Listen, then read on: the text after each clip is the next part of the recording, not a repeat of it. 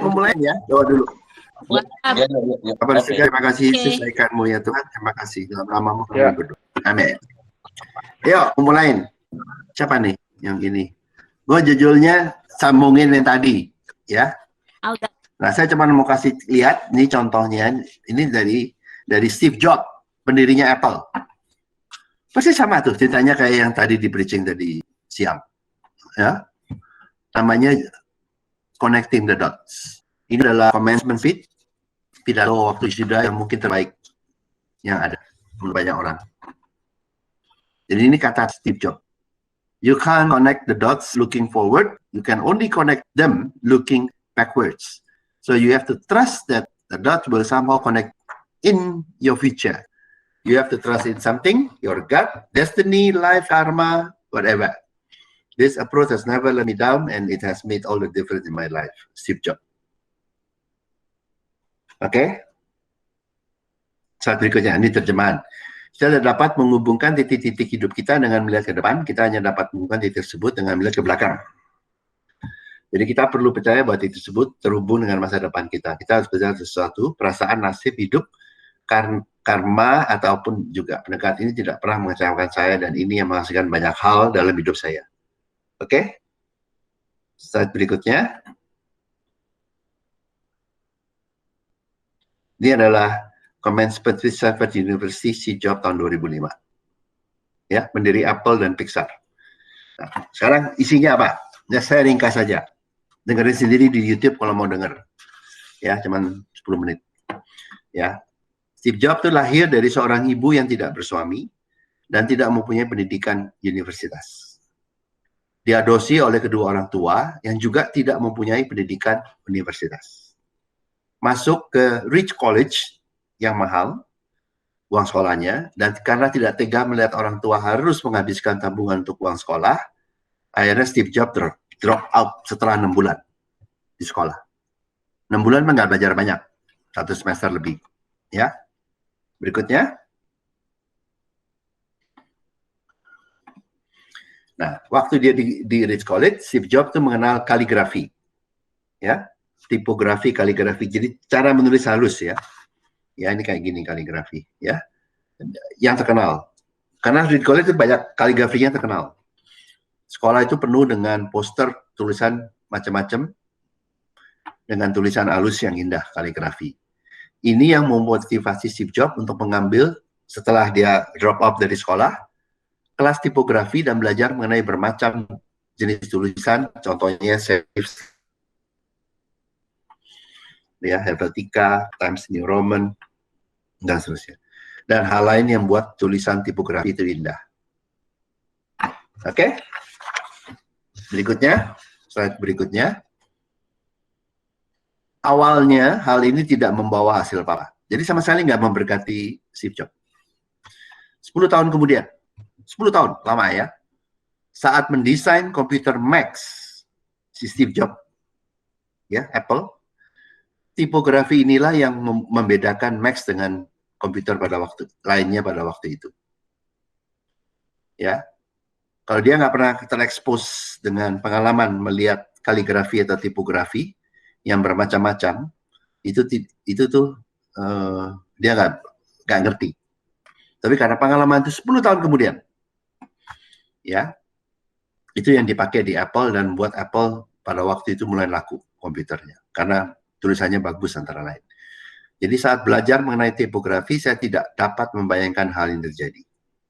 10 tahun kemudian, baru tahu bahwa pengalaman yang dia dapat dulu, yang tidak menghasilkan apa-apa, 10 tahun kemudian, itu yang membuat salah satu, pada waktu awalnya, Apple Computer menjadi sukses.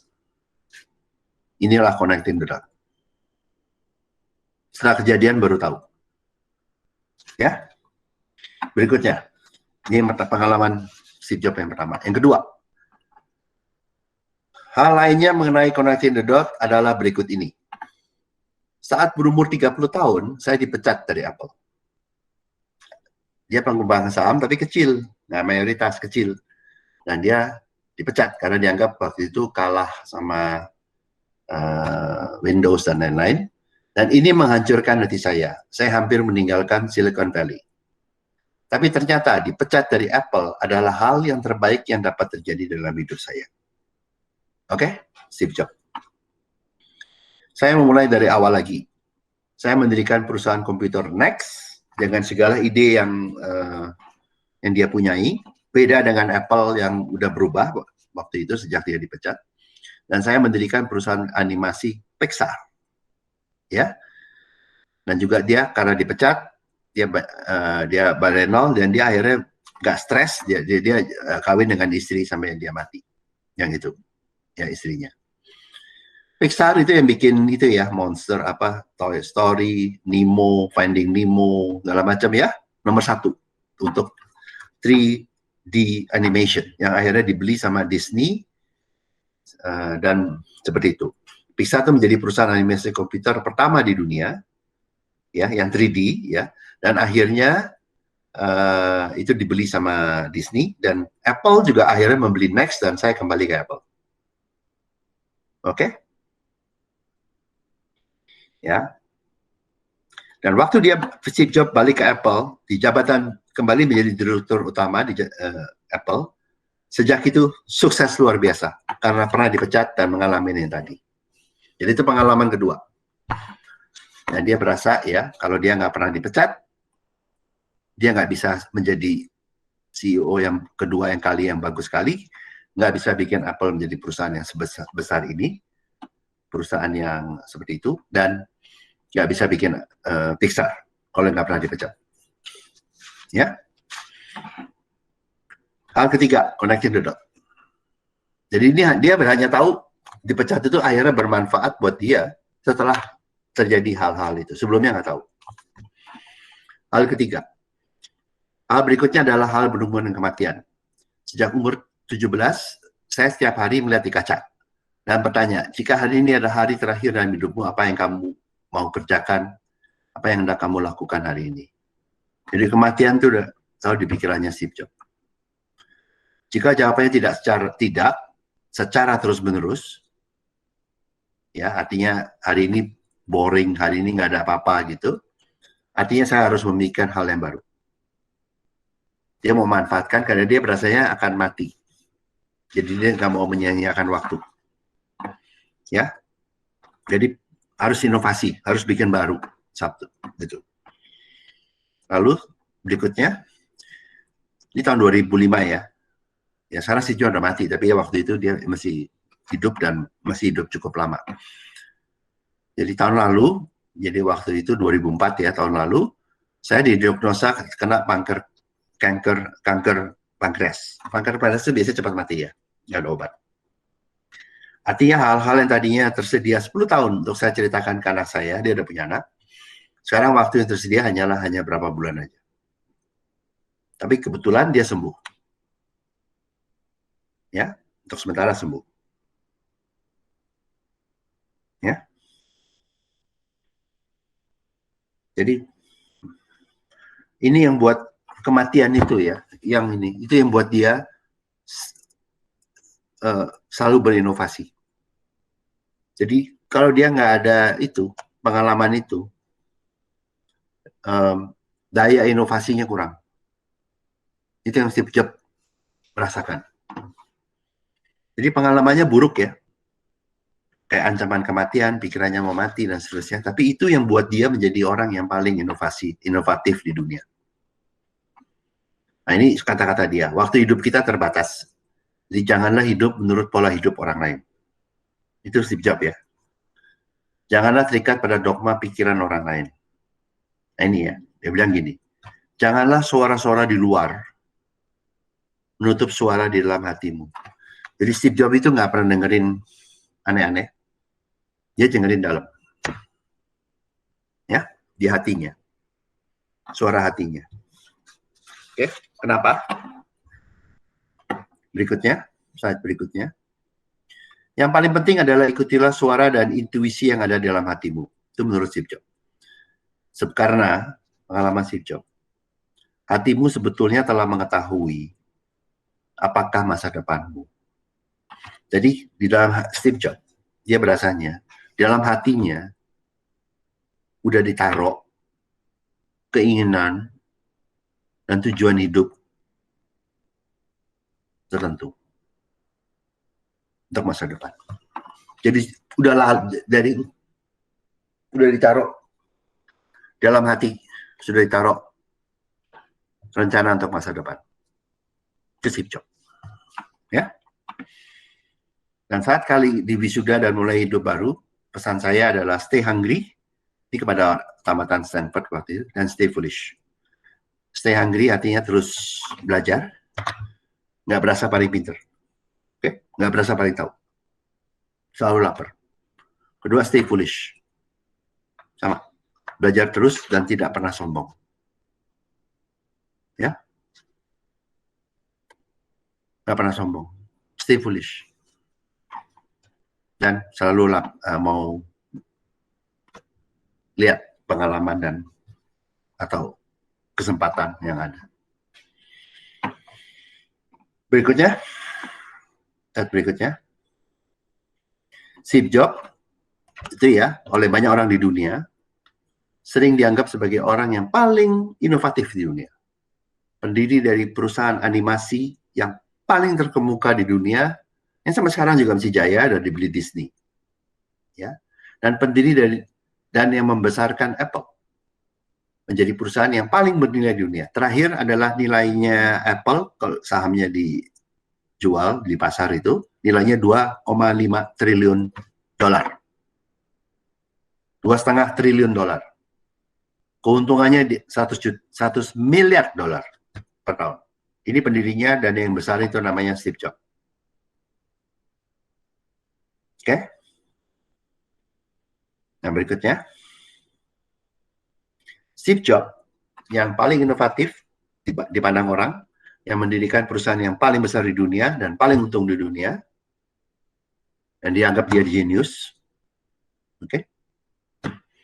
Menganggap keberhasilan dirinya adalah bukan karena dia pintar,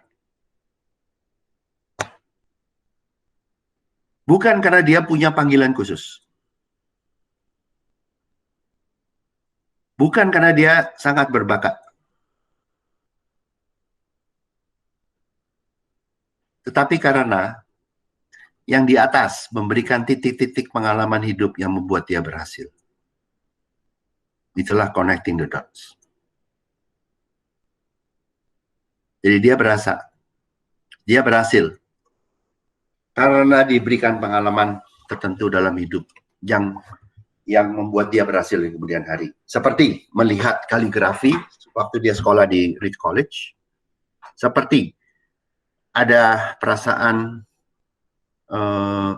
seperti dipecat, ya, yang membuat dia kepaksa memikirkan hal-hal baru, dan seperti selalu ada perasaan kayak ada kematian gitu dekat sama dia. Itu yang membuat dia jadi inovatif dan sukses. Bukan karena dia pintar, buat Steve Jobs. Bukan karena dia berbakat. Bukan karena ada apa.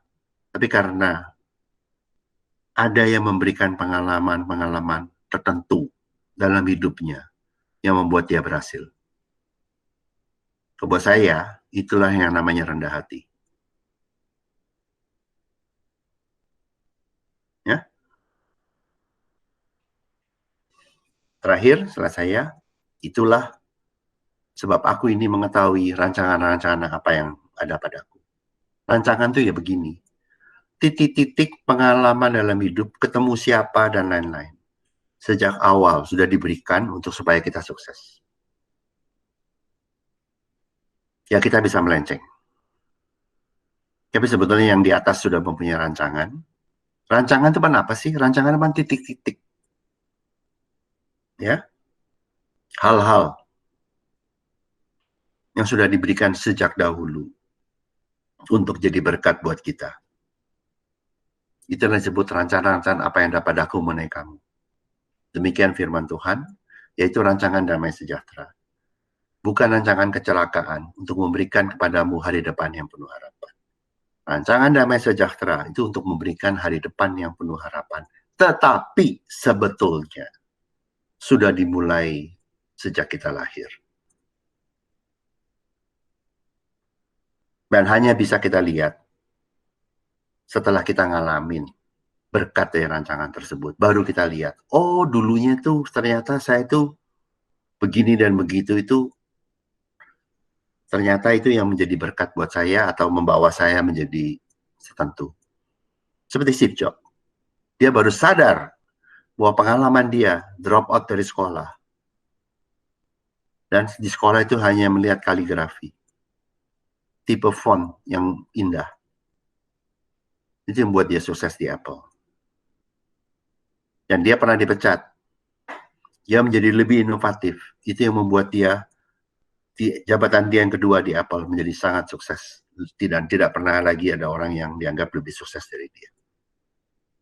Kalau nggak pernah dipecat, dia nggak tahu. Nggak bisa begitu. Dan membuat dia jadi hidupnya jadi dapat istrinya dan dapat bikin Pixar juga bonus. Dan segala macam ya, termasuk hal-hal yang berkaitan dengan kematian pun. Ternyata bukan bikin jatuh, tapi bikin dia jadi tambah inovatif. Jadi, kalau saya bilang, buat saya, kalau hari ini you main komputer, you bisa taruh font macam-macam. Saya kasih tahu, dari orangnya yang pertama kali memulai, itu sebetulnya karena Tuhan di atas yang memberikan melalui Steve Jobs kepada kita. Kalau you hari ini ya main handphone, yang begitu inovatif, yang begitu menolong, yang begitu membuat orang jadi senang pakai handphone atau komputer macam-macam. Saya kasih tahu, itu kenapa kamu dapat itu. Itu karena ada yang di atas yang memberikan pengalaman untuk Steve Jobs supaya terjadi hal-hal yang bagus itu untuk yang sekarang kita nikmati. Kalau you nonton animasi ya 3D yang bagus buat anak-anak, saya kasih tahu itu karena ada yang di atas Tuhan yang memberikan pengalaman kepada Steve Jobs sehingga dia bisa mendirikan Pixar untuk kita. Itu namanya rancangan damai sejahtera. Bukan hanya buat orang itu jadi kaya, bukan. Tapi juga untuk memberkati orang lain. Oke, itu saya bilang tuh sambungannya dari khotbah tadi, ya, karena memang begitu, ya, hidup itu orang itu seperti itu. Jadi nanti banyak bisa kita tahu setelah kita alami, masuk di surga. Sekian, ada pertanyaan? Singkat aja ya. Itulah Yeremia 29 ayat 11. Hong, itu kan yang diceritakan connecting dot ini buat si Steve Jobs, katakanlah kejadian-kejadian dulu yang cukup besar dalam hidupnya gitu loh. Nah, boleh dia hanya tahu, sorry Ted, dia hanya tahu kejadiannya itu setelah dia sukses.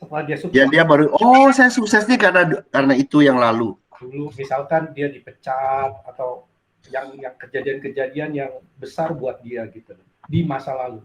Tapi ada juga nggak mestinya kejadian-kejadian kecil yang seolah-olah tidak signifikan gitu, tapi berdampak besar juga untuk Steve Jobs di masa yang akan datang gitu. Jadi boleh bilang semua kejadian lah. Gitu. Iya. Ya itu termasuk itu tadi, itu tuh ya. Jadi dia tuh ya, dia kan masuk ke Reed College, oke? Reed College itu, ya, itu sekolahnya mahal. Itu kan dia dapat kaligrafi, dia dapat tipografi, lihatnya di situ. Itu kan kayaknya hal kecil. Mana hal besar? Cuman lihat font, dia nggak kebayang. Ya. Font itu bisa macam-macam.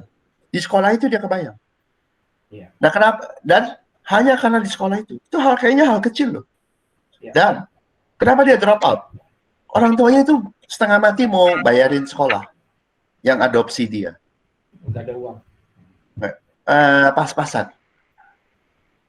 Karena waktu orang tua yang kedua itu mau mengadopsi, mama aslinya Steve Jobs, kita dia nggak mau kasih.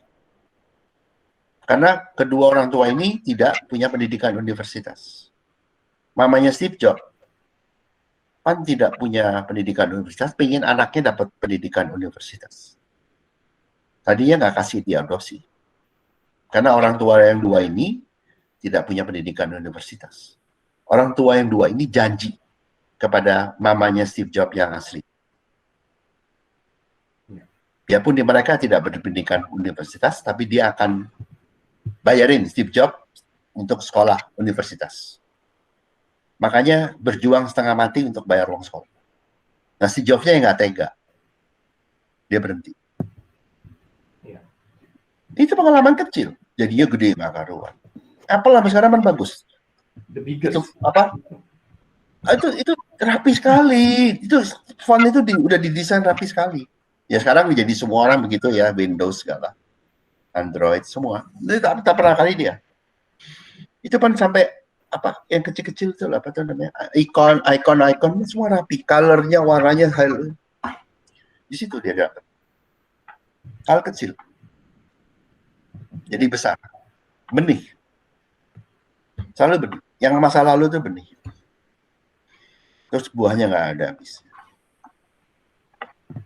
Jadi dikaitkan dengan firman Tuhan yang segala sesuatu mendatangkan kebaikan bagi yang mengasihi, ya khususnya bagi kita yang percaya. Nggak, ayatnya nggak gitu, salah.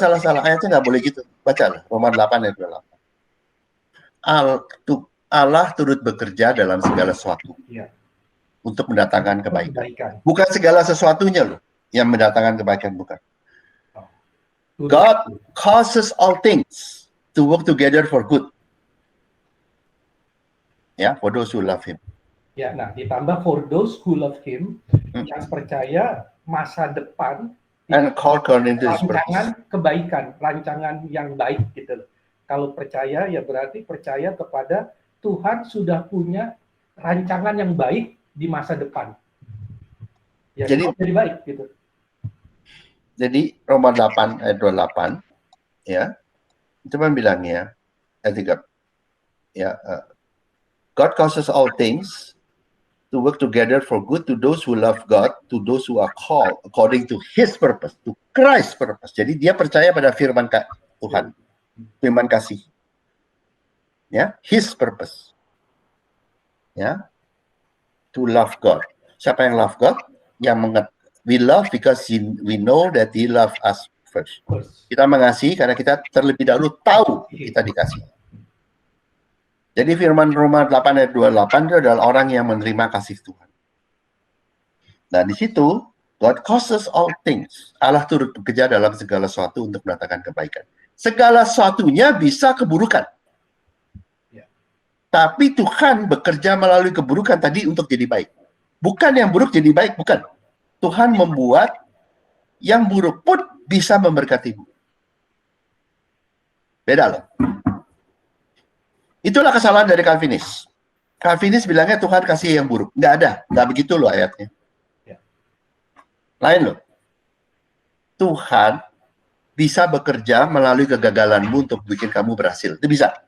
Bukan Tuhan bikin kamu kasih kamu kegagalan. Itu lain. Itu Calvinis. Salah. Ya. Beda. Nggak boleh. Itu tipis tapi nggak boleh salah pikir. Jadi bukan misalnya ada orang sakit, karena dia sakit jadi dia ketemu orang dan dia diberkati karena itu. Terus kalau orang Calvinis dan teologi yang salah akan bilang Tuhan yang memberikan kesakitan tadi. No. Pendeta yang ngomong gitu, bukan Tuhan. Tuhan tidak suka kamu sakit. Tuhan tidak suka kamu jatuh dalam dosa. Tapi Tuhan yang Maha Kuasa bisa mengubah situasimu. Dia tetap Maha Kuasa untuk bisa memberkati di dalam situasimu ataupun melalui situasimu. Itu beda. Kalau Nabi palsu akan bilang bahwa itu kesakitan itu dari Tuhan, bukan. Jadi Tuhan jahat, bukan. Ya. Tuhan nggak kasih kesakitan dan penderitaan. Tapi Tuhan bisa memakai masalahmu menjadi akhirnya jadi berkat. Seperti Steve Jobs dipecat. Oh, dipecat tuh dari Tuhan. Bukan. Bukan. Pecat nggak enak. Tapi Tuhan bisa memberkati melalui itu.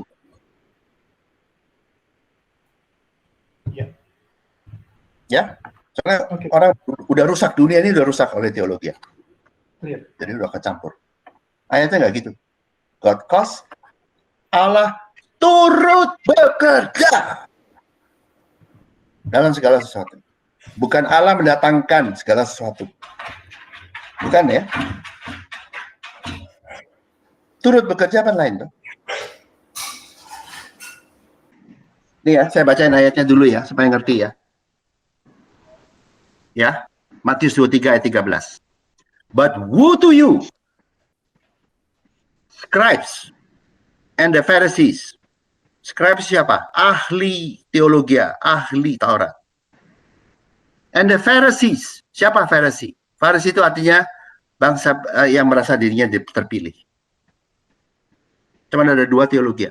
Satu berdasarkan saya hebat karena saya dipilih. Yang kedua karena saya hebat karena saya mengerti dan melakukan perintah Tuhan, Taurat. Ya, seperti itu. Tapi Tuhan bilang, woe to you. Ini orang Yahudi ya, semuanya bangsa pilihan. Dan Farisi, bangsa pilihan. Dan scribes. Woe to you. Di Alkitab saya ini warnanya merah. Tulisannya Yesus langsung. Kata-kata Yesus langsung. Woe to you. Scribes and the Pharisees. Hypocrites. Kalau saya pakai kata agamawi ya, sebenarnya kalau di Bible salah tuh, nggak boleh pakai ini. Pakai katanya munafik, hipokrit, itu yang sering dipakai untuk orang agamawi. Because you shut off the kingdom of heaven from people, for you do not enter in yourself, nor do you allow those who are entering to get it.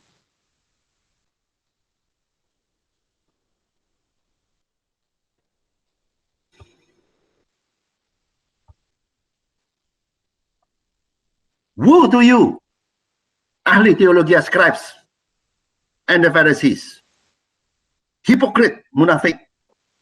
Because you travel around on sea and land to make one proselyte. Dia mau memuridkan.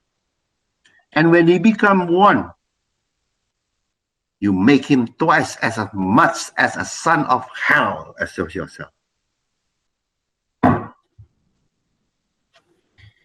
Woe to you, teologia. Kau membuat menjauhkan orang dari Kristus.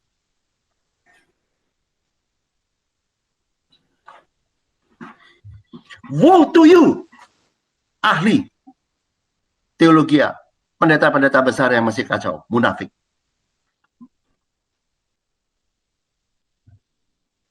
Karena kau menjauhkan kasih Tuhan, dibikin ruwet.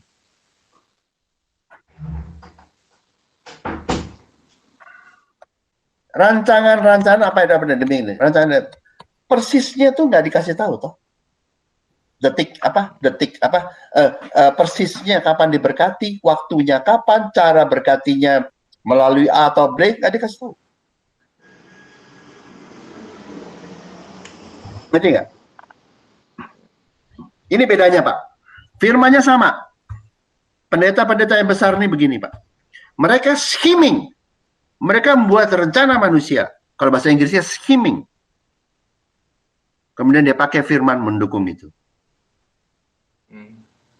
Yang Tuhan enggak loh.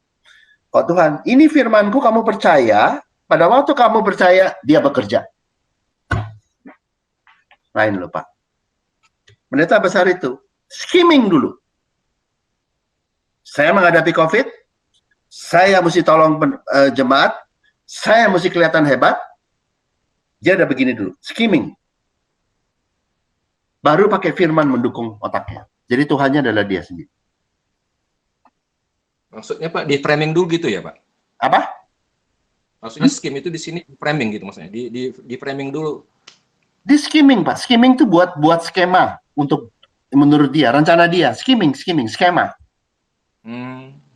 Iya dong, jadi kan begini, ya, dia dipanggil sama jemaatnya yang kaya, anaknya COVID. Harusnya bagaimana? Nah, dia bikin. Saya mesti doain, saya mau dia sembuh. Mereka dia sembuh, ya toh? Bagaimana caranya? Oh, saya mesti pakai ayat ini, saya pakai dukungan ini. Tuh.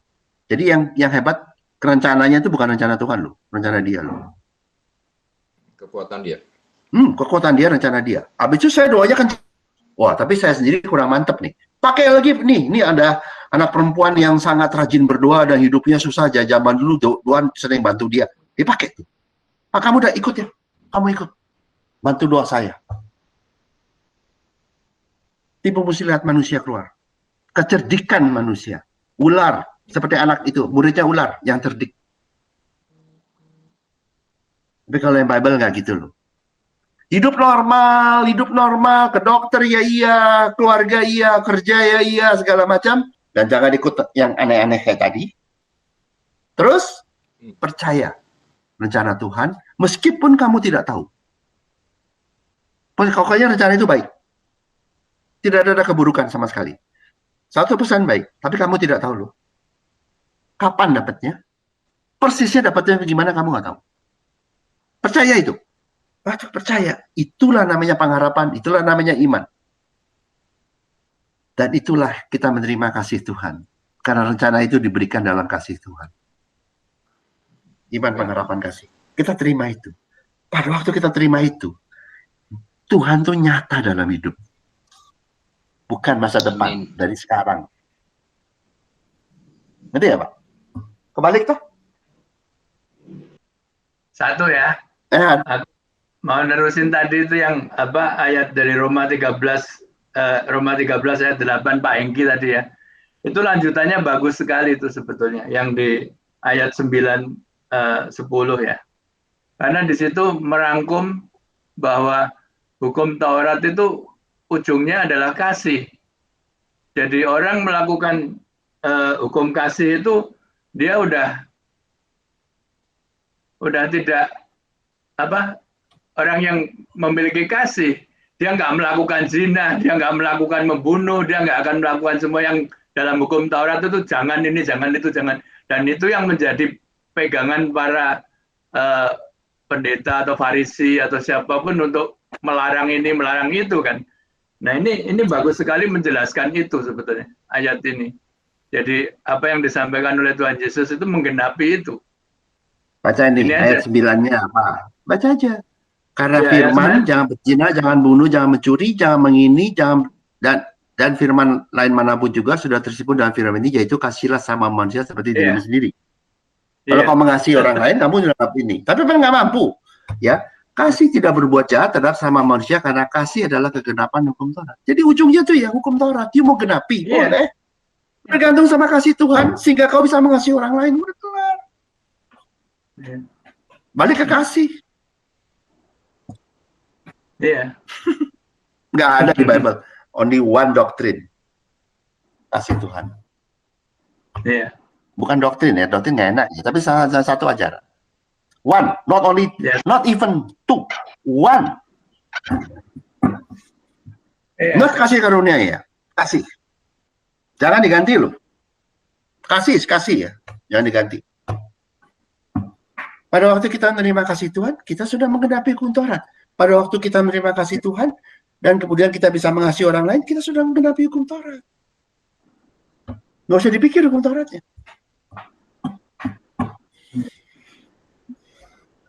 Oke, ada lagi?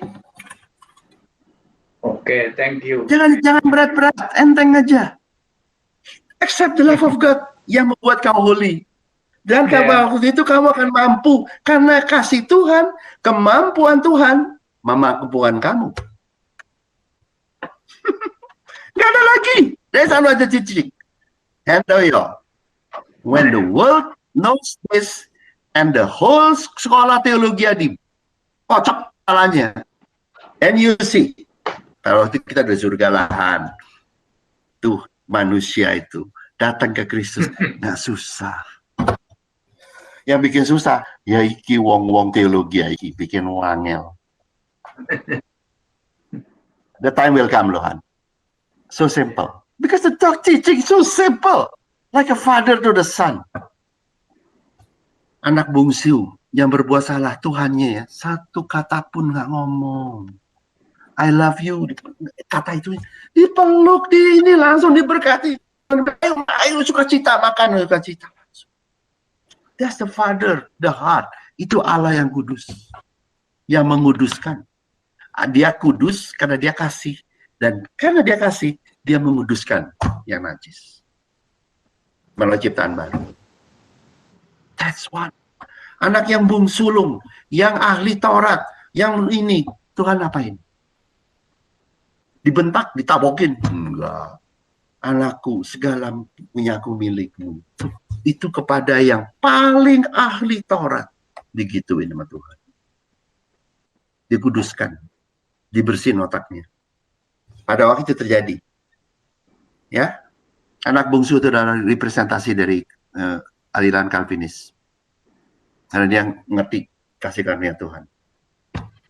Anak sulung ada representasi dari gereja Pentakosta. Arminius. Yang rajin. Dua-duanya Tuhan kasih. Pada waktu dua-duanya itu berubah. Balik ke kasih Tuhan. Ngerti bapaknya itu begitu sederhana dan mengasihi.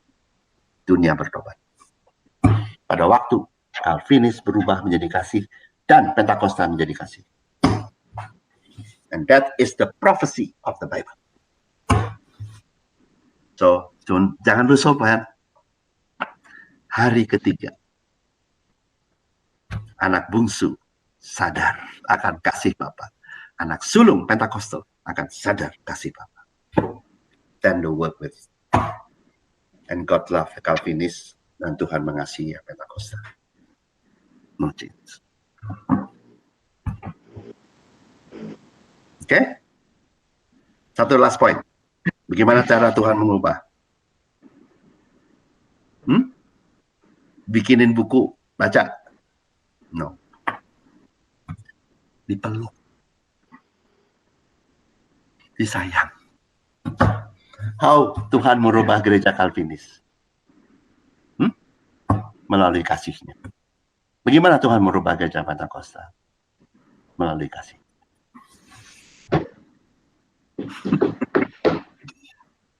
Oke? Mari kita berdoa, tutup ya. Bapa di surga, terima kasih Yesus, akan segala berkat-Mu, atas rencana-Mu yang begitu besar dalam hidup kami. Kami tidak perlu tahu persisnya bagaimana rencana-Mu. Yang kami hanya perlu percaya adalah Engkau baik, dan karena itu rencana-Mu adalah baik bagi kami. Terima kasih Bapa, dalam nama-Mu kami berdoa. Amin.